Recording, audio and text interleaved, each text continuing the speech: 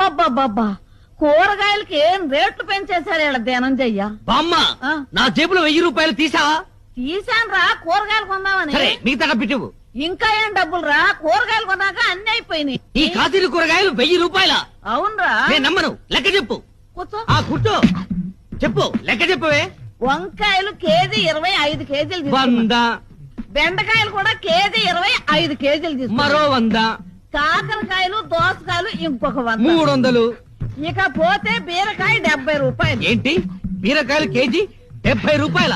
KG కాదురా సన్నాసి, ఒక్క బీరకాయ 70 రూపాయలు. అయ్యో 10 తీసుకున్నాను. ఒక్క బీరకాయ 70 రూపాయల అంటే ఒక్కొక్క బీరకాయ సొరకాయ సైజులో డబుల్ ఉంటుందా? అబ్బే అంతే ఎక్కడరా.